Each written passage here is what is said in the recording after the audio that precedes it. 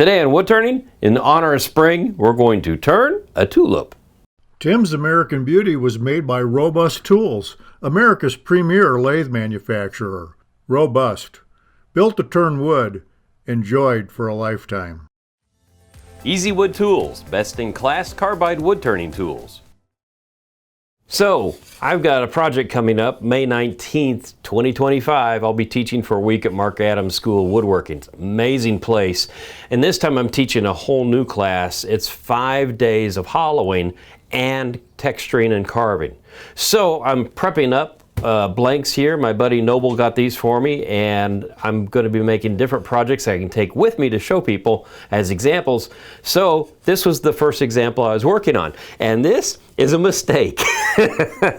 My whole goal was to do ribs on this where you couldn't see through it, but I went a little bit too thin, so when I was carving it, it went through, and I thought, well, let's not waste the wood. Let's make this. It's kind of an impressionistic tulip is what I think right now. So we're going to go ahead and take that mistake and make it into a project that I'm going to share with you. That looks good. Before we get started, I want to thank our sponsors, Robust Lathes and Easy Wood Tools, because without their support, we wouldn't be here and that'd be no fun. And if you're looking for a new lathe, give me a call. I'm an authorized dealer for Robust. Also, if you're looking for any measuring tools or calipers, not calipers, I don't sell those, rulers, angle gauges, or even a cool hollowing system, go to woodturningwithtim.com and I have those all available for you.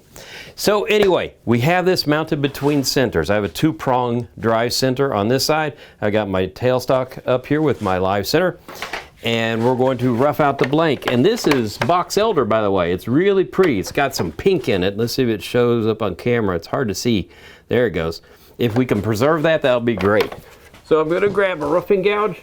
Nothing's hitting. Going to turn the lathe on at a slow speed. This is going to be fun because we haven't done wet wood in a while. Okay. I'm going to take light cuts and work my way from side to side.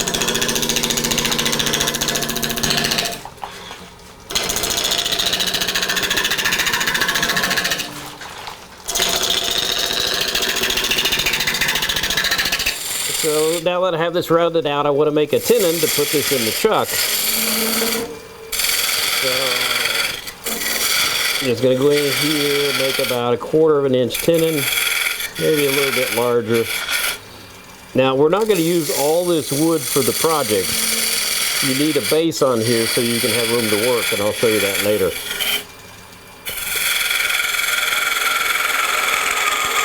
So I've got that part shaped. I just want to grab a skew. There it is. And just come in here and make a dovetail. Cool, that's good. Now I'll show you the little surprise we got going on here. I'm gonna move the camera here so you can see it better. So as I was turning this out, sometimes you find unique things in the wood, and we have a defect here. And it's probably wind shake in here, which splits the wood fibers. If I turned this away, this would have gotten too narrow for the project.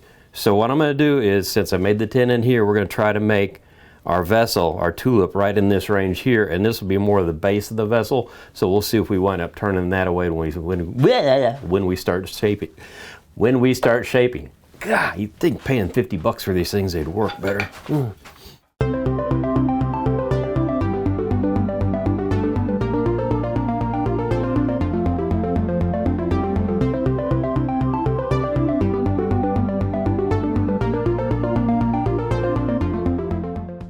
Okay, we're set up for drilling. We're holding the blank in the chuck.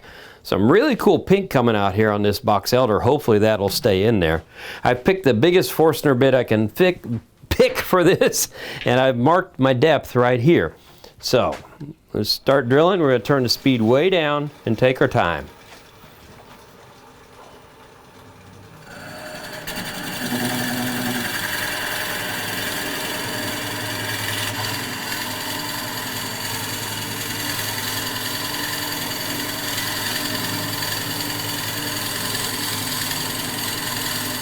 Welcome to my beautiful friend. This is my elbow 2 that I designed, and it's awesome for hollowing because you would be surprised. This little piece of wood turning like this has thousands of pounds of torque and pressure that by hand, if you're holding a tool and you get a catch, you're going to lose. If you get a catch with a system like this, this system absorbs all the hit, all the torque and everything else, and it makes it a lot easier for you to just, pay attention to what you're doing on the inside and not worry about it. Now, one addition to it is this little laser system. You can see a red dot down here on my hand. I can move the red dot anywhere I want, and what the red dot represents is the thickness of the wall I want to achieve on the turn piece. So basically, when this red dot drops off the wood, you know you're at that thickness. So to start off with the straight bar here, we're going to turn the lathe on, bring my controller. I like the robust controller because I can bring it with me. It's right there where I need it in case I got to turn something off real fast. And again, this is like drilling. You don't want to go super fast. I'll pick the speed up a little bit. So with the straight bar, my whole goal is I'm just going to start removing some of the interior wood out by making little tiny cuts. You can't see what's going on, but it is moving wood quickly. But you can't use the straight bar for the entire piece, so we're going to have to switch bars in a minute to go to a curve, which will follow that shape. So we're now to the point where we're putting in the curved bar. I basically have widened this out kind of like that from the top to the bottom. Now I can't make the curve. So if you look at the bar, you can see how the bar actually follows this shape of the shoulder. And so it'll make it a lot easier to get around the corner. I've also moved my red dot kind of to the side a bit because I'm going to be watching this here first. Again, since we're going to carve through it, I don't necessarily have to be really accurate with it this time. I can go a little thin because that'll help us with the carving part. We're going to turn this on and I'm going to nibble. So no dot, so the dot's dropped off. There's the dot. So now we're going to come back and rotate. You can see how the dot gets longer there? The dot's long, it's almost ready to drop off at that point. Now it's off. So you just kind of work your way into it like that. And little nibbles at a time, it's not a race. So I'm probably taking about 1/8 of an inch of wood with each pass and probably going about 1/2 inch back and forth. And then I move back and do it again. Don't forget, stop every now and then and blow out the shavings inside of the bowl or inside of your vessel, because if the shavings build up, they pack in there hard. You won't be able to get the tool back out. Okay, you can see we're perfect right there on that shoulder. So I'm going to keep working my way down and hollow the rest of this out. Okay, so we're hollowed out. I've narrowed down the shape a little bit more so I know where the bottom's going to be. This pink right here, I want to make sure is on the outside of one of the petals. So I'm going to make my first line right here. So what I'm doing is I'm using my robust tool rest to lay a flat carpenter's pencil on. And I'm just going to draw like this to draw my shape. By the way, I haven't sanded this at all because we're going to sand it later after the carving. So now in my brain, if I want to make this kind of odd, I want to break it up to where I have like 5 petals. But we'll turn this to about here. So that's my center there. So let's try, we're just freehanding this. If you want to measure this out and make it perfect, you can. I like to kind of have a randomness to it. So that randomness is what to me makes it look handmade. I'm not into perfection. So let's see here. Gonna come here, divide that in half. Cool. So now I've got 4 basic quadrants, and I'm gonna narrow those down, and then once we have that completed, we'll start doing some carving. Okay, I have this marked out, kind of. When you're doing it freehand, it can get kind of ugly.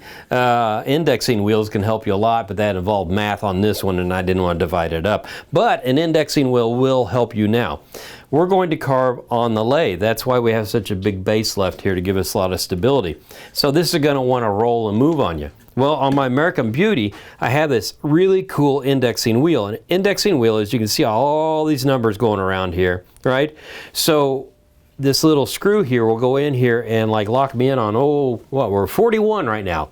That means something to somebody, but what it means to me is this is nice and sturdy now, so when I start carving, it's not going to move at all. Speaking of moving, let's bring the camera back over to here. Okay, So I have a really nice high-speed, what would you call this? It is a carving system. So you can turn it on if you plug it in. Yeah, I have it plugged in. No, I don't. Is it plugged in?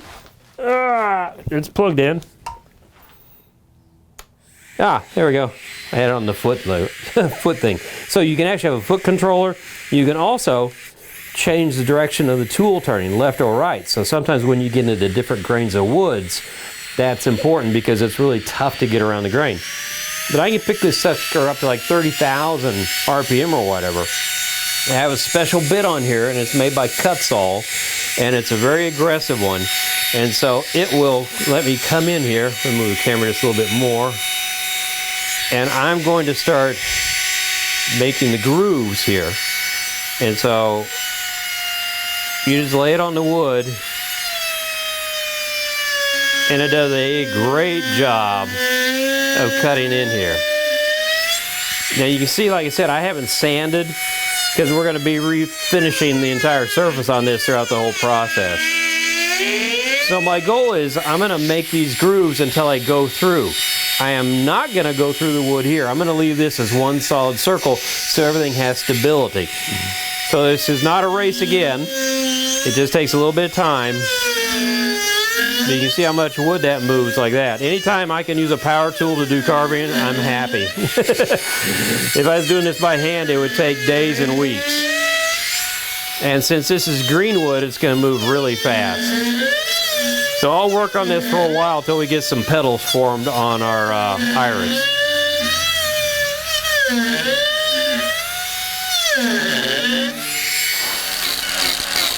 So we had to do not a design modification, but a tool modification.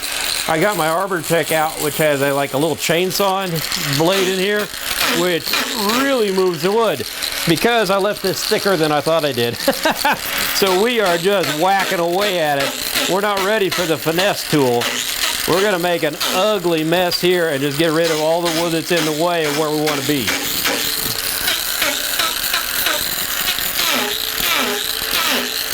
Okay, so it looks ugly as crap, right? But the whole idea is we want to move as much wood as possible to get it out of the way so we can get to the parts that we want to make look pretty. But anyway, this is going to be kind of avant-garde. I like it. It's going to be really interpretive for a tulip. But I ran into a little problem here in that you can see the cutter bit is now clogging up. And this is made by Kutzall. And they have a really unique suggestion on how you clean this out. So let me show ya. Put my goggles on. See if I can get this thing to light first try. Just see here. Yeah, I never get it right. That's my biggest problem. There we go. There we go. So I've got a flame going, right? They want you to heat this sucker up until you see the glowing red in there. That's not the metal. That's actually the wood charring up. So you get this nice and charred up and burned. I won't do the whole thing here. I'll just show you on one piece. But then you just take a brass brush and just, let's see here, let me do it this way. Just start scraping on it, and it starts to remove some of the stuff that's in there. The smoke is coming from the wood right now. And I'm doing this over a bunch of shavings and things, so you think I'd do this in a better area. But see, it starts to clean up the bit. So then you can go back to cutting. So you see we made some really good headway here. A lot of dust too. So I've got this shaped, and it really has come out kind of really unique looking, and I'm happy with that.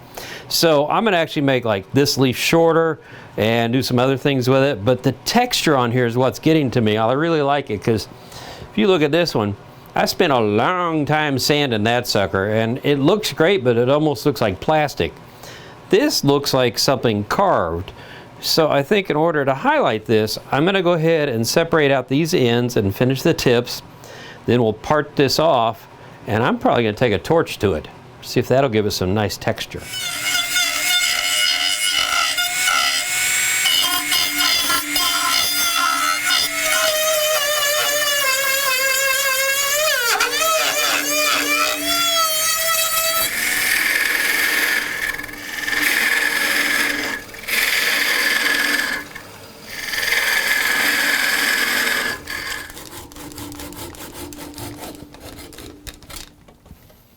Well, we're still throwing caution to the wind, so why not do fire inside the shop? We're going to see what we can do with this Impressionistic Tulip now. I can tell you it looks different.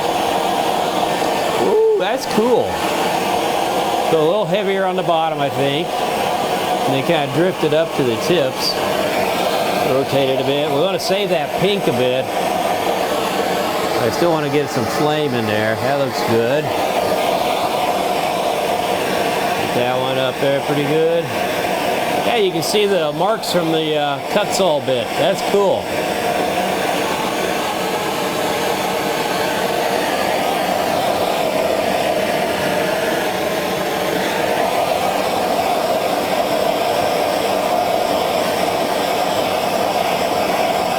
So Brian and I were talking about this. It looks pretty cool right now, but your eye is drawn to the inside because it's so bright. Now, we could let this dry for a couple of weeks and then paint it black or something, but heck, we're here to do things so you don't have to do them. So we're going to burn the inside and see what happens here. This should be fun.